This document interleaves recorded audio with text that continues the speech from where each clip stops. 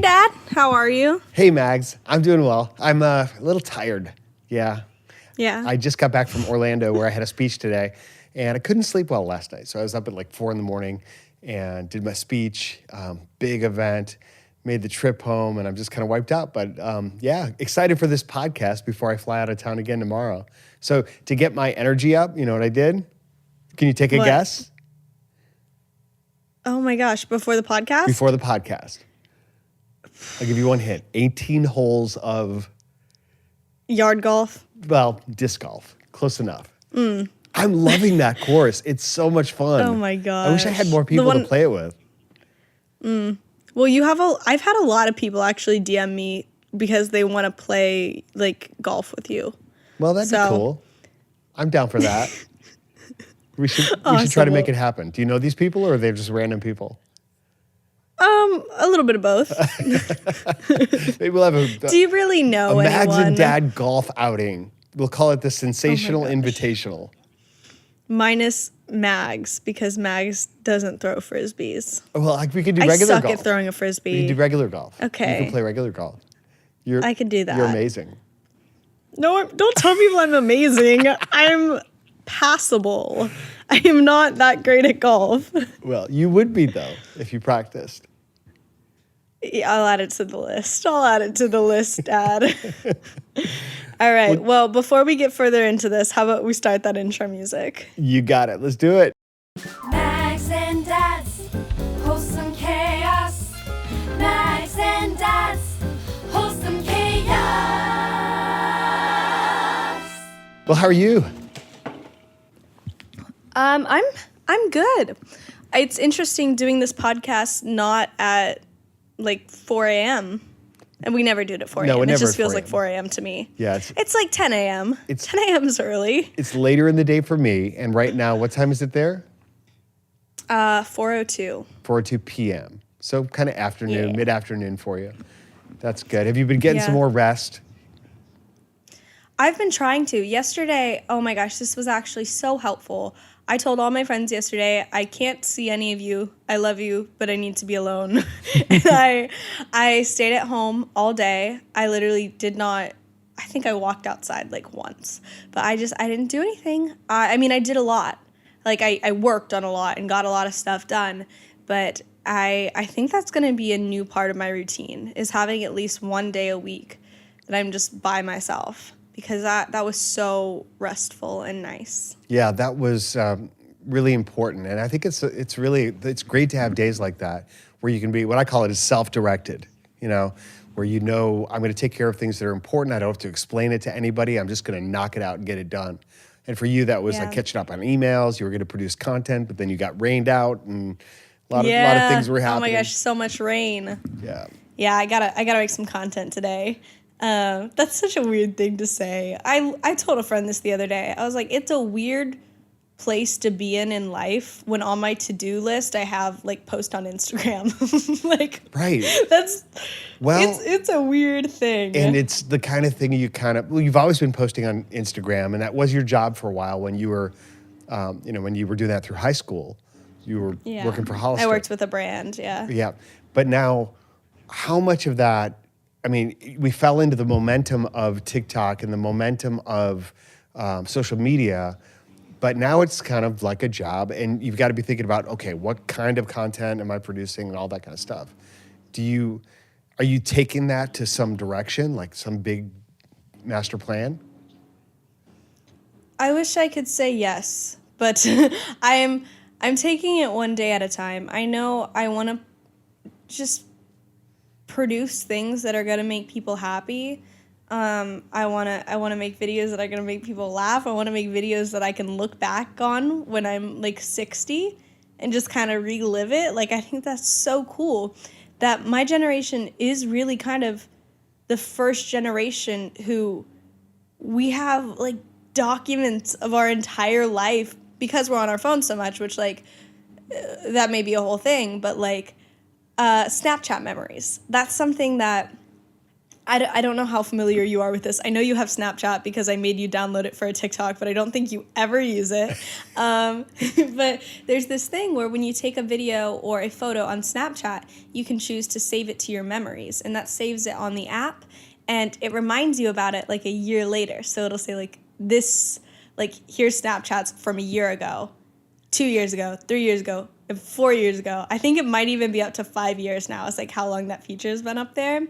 But it's so cool to click on it, and like right now every time I click on it, it's Annie and I in the dorms and like just things we had been doing, and I think that's so cool. So that's definitely part of like what I want to do, is just kind of create that log, and I love that people enjoy like watching it and living it with me too. I think that's so cool.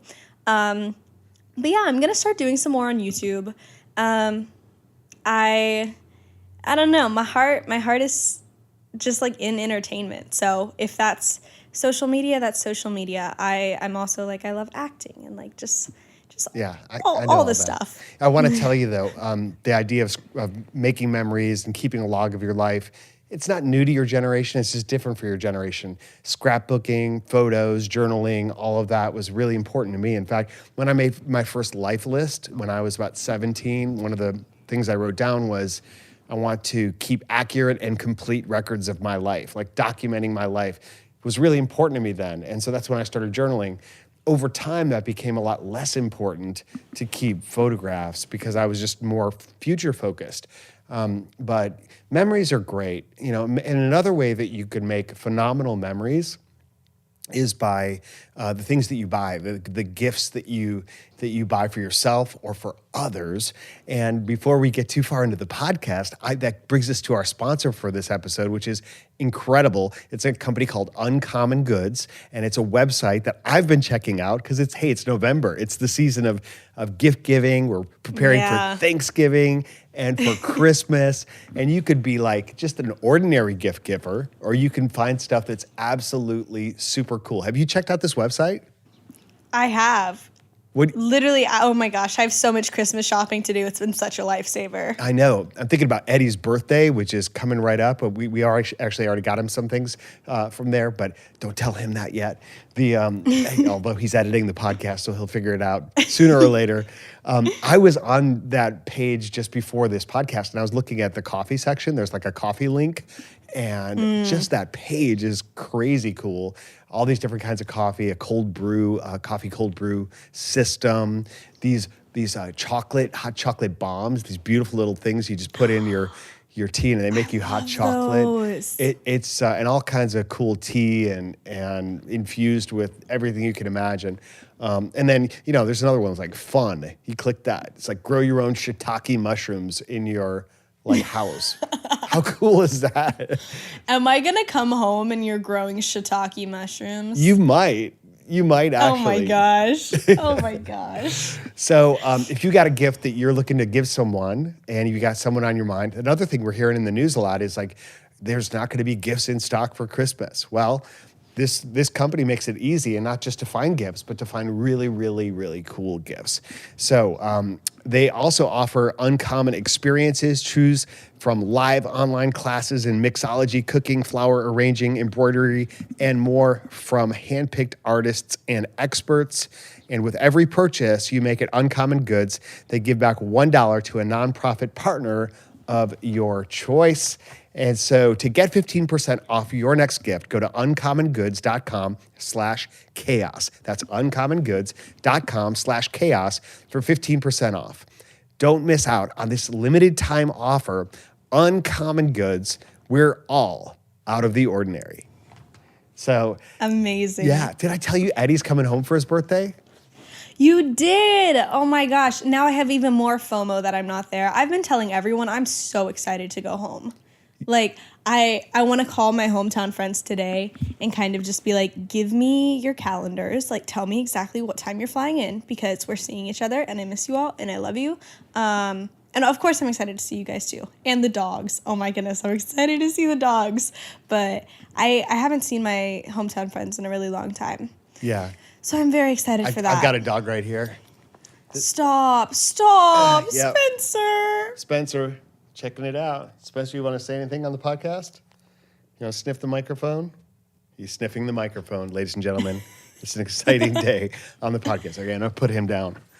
Yeah, I mean, your trip's going to go by super quick. But I got to tell you, I'm missing you like crazy too, and I'm missing Eddie. It's just not the same here without you. Yeah. Of course, Mom and I are doing great, but we truly are empty nesters, and our lives are full. Our lives are crazy and chaotic. But It's a long trip, though. I'll be there like 2 weeks, Dad. are you sure? 2 weeks? Yeah, 13 days. We're gonna make so many push in the pool videos. Okay, about that, I agree with you. And the pool's getting really cold. Oh, I bet. Yeah. But we did this last year, and then we both got sick. That's true. I haven't. But we have to give the people what they want. Exactly. Okay. I haven't checked the temperature yet, but it'll be interesting. It'll definitely be We could do it. exciting. We could do it in wetsuits. How funny would it be in wetsuits? Yeah, I think it kind of defeats the purpose. We could survive it. Like, we're going to be fine. We could survive it. We're just gonna be very unhappy with it. Oh, you think? You think we'll be unhappy? No, I think it'll be okay. And I think we're gonna do it no matter how cold it is. I think genuinely if we woke up and it was like, oh, it's iced over, we'd be like, bet, that's even funnier. Like, that's just kind of the people we are. We're a little bit crazy, and that's okay. Yeah. I'm looking forward to making all kinds of content with you, not just the push in the pool stuff, but maybe some sketches or dances or whatever you want to do. I'm down. Yeah, so like thinking back to quarantine time when we were just very kind of locked into a routine, I'd say, where when I woke up, you and Mom would be at the office, Spencer would be in my bed, Spencer's our dog. I'd wake up, I would go to my Zoom classes because it was my senior year of high school, drink coffee, and then I would make a video for the day, either choose a dance that my dad and I were going to learn or make a cooking video. Remember when I used to put Takis and everything? Mm-hmm. Like, that feels so long ago, probably because it was. But, I was just looking back at that time, and, that time's just so precious to me. Like, that specific amount of time when our whole family was home working on stuff with Eddie, Yes. Going. And Morgan was there. And Yeah. I was gonna say going to the tennis courts with Morgan. That time was, man. And that kind of goes back to, again, the scrapbook ideas. I am so grateful that I can look back at that and not only see a great video, but remember the memories that go along with it. And especially our behind the scene videos of us learning it. I'm so grateful for that special time and yes. yeah. I know. I think I just miss the family. Well, a real special skill in life, I think, is being able to recognize when you're going through those kinds of moments and times and experiences, because life will come with a lot of waves like that, where you're like, wow, that seemed like it was crazy cool and effortless or easy, or not that quarantine was easy for anybody, but it was just magical. And a real life skill is being able to recognize the magic in real time, instead of waiting to think back on it and go, wow, that was really neat. And just because that's all you ever get, right? Are those moments. Yeah. And they're all different and they're all new. And this is magical in its own way right now. We just got to know that. But I agree with you. It was like this wave that we were surfing and figuring it out.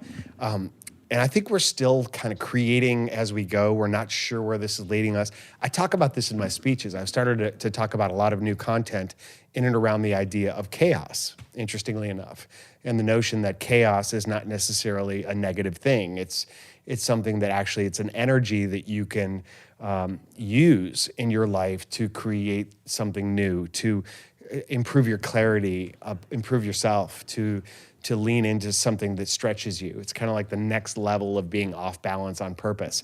And so I've developed a lot of content around that concept of chaos, of positive chaos. But that's really what was going on. And I think that in general, you learn to feel out for momentum in your life. Especially now, the whole notion, even with companies like today, I was in front of this major brand, big company. I won't say the name here, but it was they were going through a whole North American meeting, 500 people, about half of them were live, half of them were distanced. And it used to be people would talk about, this is our plan for the year. This is our plan for the next 3 years. Well, that's kind of all out the window right now because everything is in flux in terms of COVID and government regulations and supply chain issues and things that are unfolding. And so the idea of making a 1-year plan, it's really not, that's not it. It's about how quickly can we respond? How present can we be? How present can we be in the moment? And how agile can we move? So agility is a really important thing to people, which is exactly what I talk about, not achieving balance, but becoming a better balancer, making those quick moves and being aligned to like what's really important, not just in your life, but in your business. No, absolutely. Yeah, genuinely like one of the best skills you can have when looking for a job or like just like I feel like when companies are hiring people is like be flexible, be able to be a problem solver because everything's crazy. Like everything's crazy right now. It's always been crazy, but like especially right now. So I agree. You bring us up to a great segue, which is to a question we got from Kerri. You love your segues. Can I read that question to you, Maggie? Go for it. All right. It says, "Hey, Mags and Dan, I'm looking for some advice. At the age of 25, I found myself at a crossroad career-wise. I've never completed a degree in university, instead opting for a certificate and then taking the first job I could find. I love the field that I'm in, but after working the past 3 years, I feel as though this particular job has become a dead-end job. With this being said, I've started to look for a new job, but I can't help but think if I had a degree, it would open up more higher-paying jobs, and I'd be more likely to hear back from job offers. However, at the time, all this experience I've gained from my working the past 3 years has opened up doors for other jobs too. But if I take more time to work my way up to anything with a higher salary, it'll just basically all take time. And the question is, I'm looking at going back to school to complete a degree, which will also take time and money. And should I do that, or should I basically hang in the job search and try to leverage her existing skills to a higher paying job? A lot there, right? And it's a big question. And I'm sure it's a question a lot of people are facing right now, and kind of it plugs into what is the value of work and the types of work and the value of a college education and all of those things. Where do you want to start with that one? Let's jump into the college aspect of it because I think you and I might have a little bit different opinions. I think my opinions are evolving, honestly. Yeah, I was going to say, you've changed so much, and I think that's a lot because of my experience. And Eddie's experience. Yeah. Would you like to start? Would you like to start, and then I'll add my opinions and experiences? Okay. I have a feeling you might be getting ready to drop a bombshell, but I don't know. No. So, back when I was 18 years old, going to school, it was just a natural flow. You flow from high school into college. College wasn't even all that expensive. I mean, it was an investment, but it hadn't inflated to the ridiculous prices of today. So it was fairly easy for a family to get a college loan or absorb those expenses. Or in my case, I actually paid for my college education myself by working my way through school. Nowadays, college is so much more expensive. And I think it entirely depends on what you're going to do. For me, there was also kind of like wrapped up into that whole idea of a college degree was this sense of like credibility and belonging. And when I was 25 and I first got into the speaking industry, like I was already in that mindset of like, who am I to be like credible, to step on stage and to try to tell people how to run their lives or run their businesses. Yeah. And so for me, having at least a degree, I had a marketing degree, was a part of what helped me to feel like adult and got accomplished. It was like the first little bit of an accomplishment in my life. I didn't take it to an advanced degree, which ultimately became like the thing, you need to have an advanced degree in order to get an even higher level job, right? And then I guess over time, things have been shifting to where it's like, it depends entirely on what you want to do. Yes, if you want to be a doctor or get a medical degree or an engineering degree. Please go to school. Yeah, if you're going to be an engineer, if you're going to be a lawyer, obviously there's a career path and an education path that's required. But if you're going to be an entrepreneur, if you're going to be, successful in other ways in life, it may not be as important to you. And when you look at the time, the cost value equation in terms of the time and the money both, it's a big deal because it takes a lot of both. It takes a lot of time and it takes a lot of money. So your thoughts? Yeah, I agree with that. I went to a high school where I think my grade, and I think the grade below us too, we changed this percentage a little bit. But I remember going into the high school, they told us there was a 100% graduation to university rate. Like, everyone goes to college. That's just kind of something, it was like the culture. It was like, you're going to go to college. And so I mean, like, that's kind of been the thought in our family too. And I didn't like hate that. Like, I was excited for college. I've always been excited for college.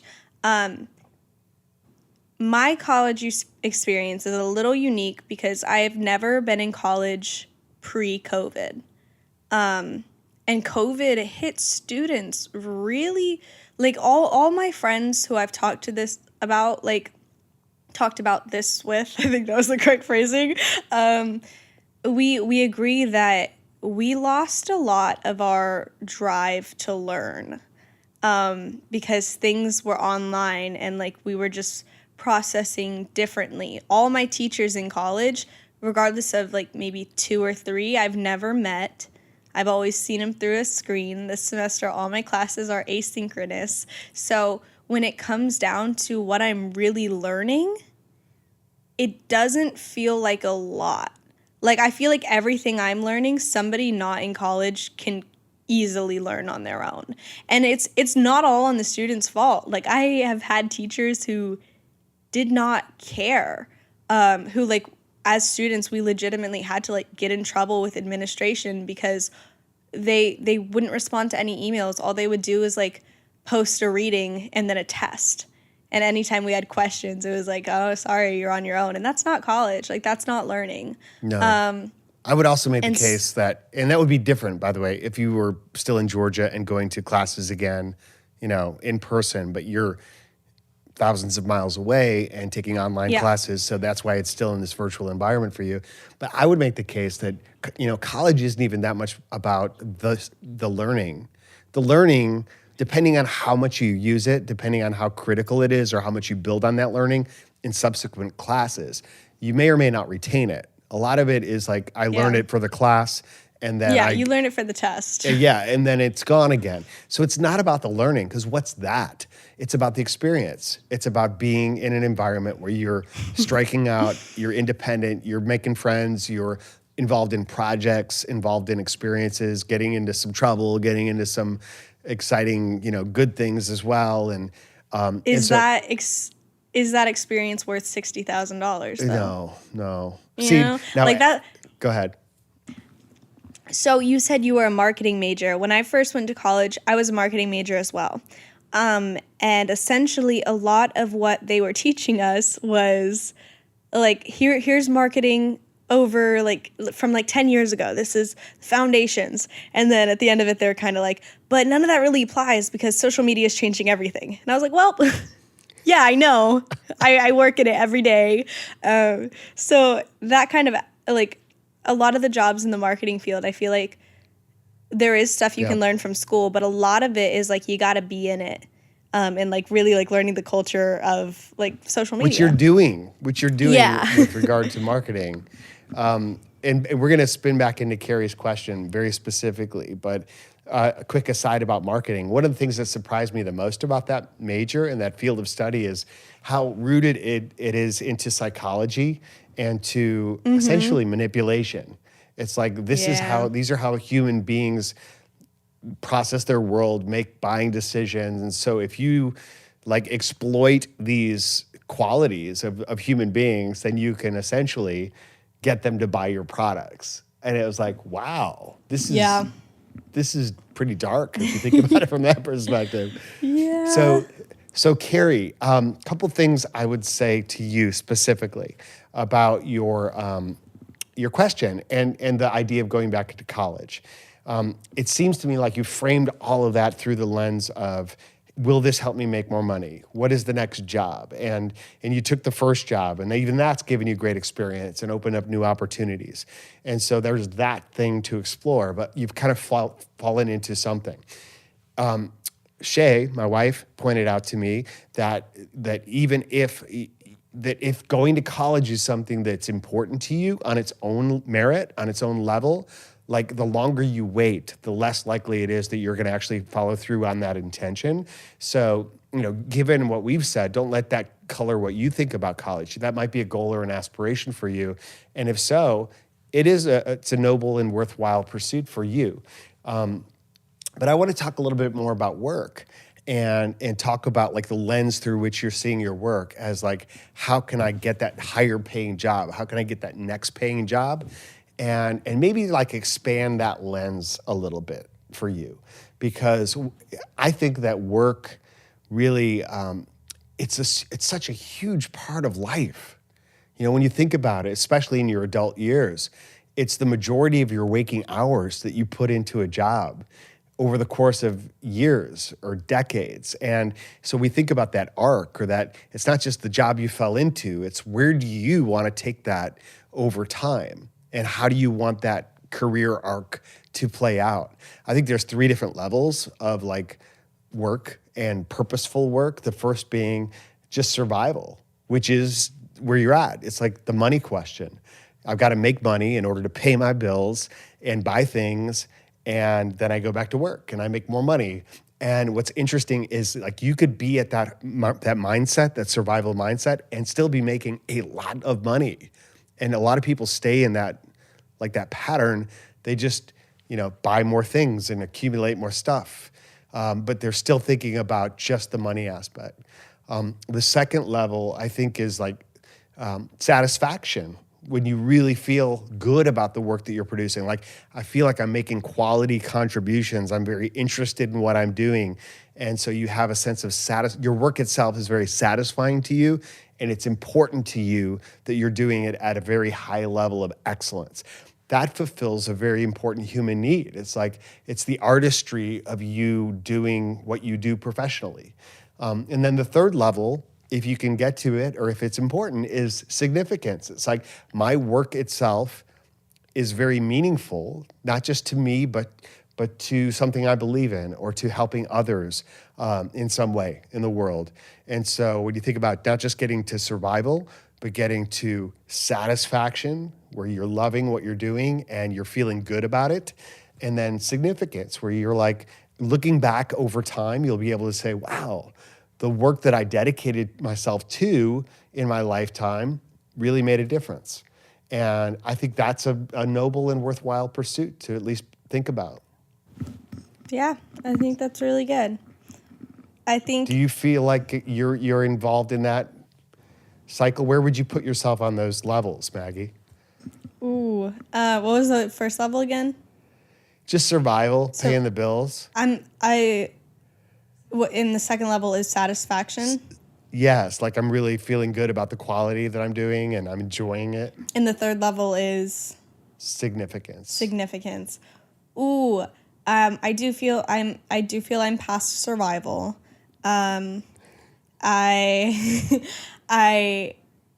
Satisfaction and significance. I think it's interesting how some days I can feel like completely satisfied and like feel like what I'm doing is really significant, and then other days completely feel like a joke.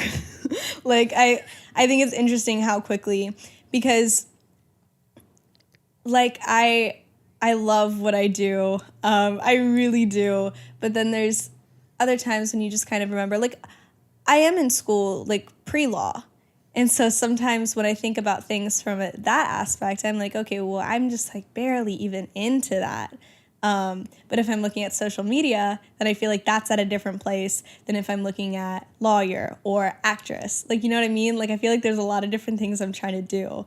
But on a human level, I'd say I'm in satisfaction and a little bit of significance. Yeah, we get a lot of good feedback from you, the viewers, with these questions and things that give us glimpses of the fact that it's making a difference to you and giving you some encouragement in your lives, and we love that. Yeah. That feels really good. It helps us keep going because it's a lot of work, a lot of energy. The thing I think about you in college, Maggie, is also that you might not be into the influencer thing forever, or just as, and this might be a scarcity thought, like a fear-based thought, is like it came in suddenly and there was been this huge wave. Well, waves come and waves go. So it might be the kind of thing that that isn't here in the same way in the future as it is right now for you.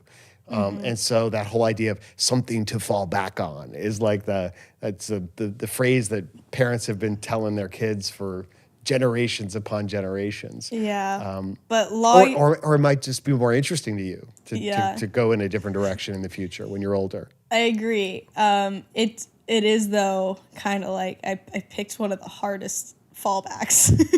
Like I'm literally like on a law school track. Yeah. Like everything I'm doing right now in school is like because you're gonna go to law school. It's like I don't think I want to go to law school. I don't want to do that. So who knows? Maybe I will in 3 years, 2 years. So we mentioned Eddie and his college journey, which he started pre-COVID and then went to Berklee College of Music. It was on a really great run, having great motivation and fun and jam sessions and parties. And like what you want there is to be around other musicians. And then COVID hit. And then immediately isolated everybody, and they're now learning through screens, and it's extremely expensive, the school, and then they weren't getting the satisfaction of being together. And so it became a very different learning experience. And now that he's, So close. almost 23, so close, he's got one more semester after this one, it's really hard. And kind of like the hardest part of Berklee and graduation is your senior year and your senior recital and all of this. And so I really feel for him because on the one hand, it's you're so close, you might as well, follow through. And that's been my encouragement to him is like, don't quit now because you may regret that. Like I have a sense that you'd regret not finishing strong on your terms. But at the same time, it's very draining and he's ready to get on with his life and just get after it and start finding what is significant and meaningful to him. So we're all over the map, guys. And even me, I'm 53 years old, still trying to figure out what I want to be when I grow up. So it's all good. I made a comment earlier about how you love your segues, which cracks me up every single time because there's a distinct moment when I know what you're doing is a segue. And do I change my posture? Do I go into segue mode? No, it's like you're a kid putting together like you're going through a maze and you're going from the end and the beginning and you're quickly navigating to make them meet. And it's so funny. So that being said, I want to test your segue skills, okay? So let's say we were talking about college, okay? Can you segue that into an ice cream brand? There's no ice cream brand, but let's hear it. 20 seconds. You ready? Go. Yeah. When I was in college, in my freshman year, John Coles and I lived in Myers dorm, and right next to it was Snelling Cafeteria. Every day we'd go to lunch, we'd get a big, huge ice cream. And because it was free, and so you'd always take it. But then we'd always try to knock it out of each other's hand before we got back to the dorm room. And so it was like a total waste of food. But my favorite ice cream brand is, how was that? Ice cream to Here's another one for skateboards. you. Go. What, ice cream to skateboards? Yeah. You do that a lot when you're segueing. That's how I start my segues. With ice cream, the best part of an ice cream is the feeling that you get when it's just at that perfect point of it's not too cold that you can't eat it, and it's not too frozen, but it's got that smooth, slippery on your tongue. I don't know how this one's going to make it. It just basically, it's like a skateboard. Oh it's my like gosh. sliding down the road, sliding down your throat. It's yummy, delicious, slidable ice cream. I don't know. That wasn't so good. No, that one was not good. It was a swing and a miss. But I do have a segue from earlier when you were Okay. talking about a maze and navigating it from both parts. Yeah. You were recently in a maze. It was a maze that you were with your friends. And I think this experience, if I'm not mistaken, also involved in you getting your hair cut and getting some did. bangs. I posted a YouTube vlog of it that is up, and y'all should go watch it. Mild plug. That's my segue. You know. But no, I was at a pumpkin patch in LA. Really strange pumpkin patch, but I brought a pair of scissors because I had been talking with my friend Blythe about how I like her hair. I just hiccuped, so sorry. And I wanted her. Okay, I'm sorry. Cut out the hiccup part. Cut out that line. Okay. I had been talking to my friend Blythe about how I like her hair and how I wanted her to cut my hair, how her hair is, because she said she cuts her hair. And she has like these cute little side bangs. And so I brought these little eyebrow scissors and I was like, just go ham, sis. Like, just go for it. And so she started them. I don't know if you can see them. She started them at the pumpkin patch. And then she finished them at Saddle Ranch, which was a really fun thing. But yeah, I wanted to change. Yes, I wasn't. That was the part that was confusing to me about that video. Is that I wasn't sure if that was a flashback to the hair cutting experience or if it literally did go all night long. Oh, it no. Seems like it was. Yeah, all the a footage was in recurring thing. one day. Yeah. Yeah, exactly. Yeah. You know what's great about summertime, Maggie? Summertime and those hot summer days are great for two things: ice cream and skateboards. Yep. Yeah, I think you're onto exactly. something. Definitely. So how was the pumpkin patch? The corn maze looked kind of lame. It was like Oh my hay gosh. bales just stacked up. It was so funny. So the people who, it was not a very challenging pumpkin patch, but like all the boys I was with, they were like it was me and Blythe, and then Josh, Jericho, Ty, and Mitch. We were outnumbered by the boys. And they just like kept making all these jokes about how they couldn't get through the pumpkin patch. And then there's this clip of the video where Of the little kid. the little sneaking kid, around. there's like a small gap between two of the hay bales that this little kid just like slips through, and Jericho is like, Yeah, cheater, Jericho, cheater, like, pumpkin eater. And like bullies this little kid. I really literally, bullies. not bullies. I literally told him, I was like, should I put this in because you're yelling at a kid? But it was really funny. The kid was fine. His mom, Kid slinked away in shame. no, the kid ran to his mom, and the mom was laughing. Like the mom thought it was really That's funny. good. So yeah, it all worked out okay. But the kid's face is so funny. If you have no other reason to watch this video, just watch the first minute for that child. Like his face is so funny. But yeah, no, it was really fun. I didn't get a pumpkin. Only Mitch got a pumpkin. But it was overall fun. In Saddle Ranch, the food was really good. The edamame at Saddle is really good. Excellent. Well, I really look forward to meeting that friend group. Like I met Josh via FaceTime, but I want to get out to LA again and see some of your new friends and hang Yeah. out with some of our old friends and basically see you out there. But first, you're going to be coming to Georgia. Eddie's coming for his birthday, and we're going to have an amazing Thanksgiving. So, You know what that means? what does that mean? That means in-person podcasts. Oh, thankfully. It's gonna be so fun. I'm so ready to be home. And then after Christmas, then you come out here because I will have been home for like 3 weeks. And that's a lot of Okay. time. That's a deal. Yep. All right. Well, listen, Maggie, this has been a great time visiting with you, chatting you up, and I'm enjoying our conversations, but it's going to be great to see you live. And meanwhile, ladies and gentlemen, go out to wholesomechaos.com. Leave us your questions there. Feel free to look through all the resources on the website. Support our sponsors. Follow us on social media. And if this isn't a meaningful conversation to you, forward it to someone else who it might be meaningful to as well. We really enjoy the time we get to spend with you.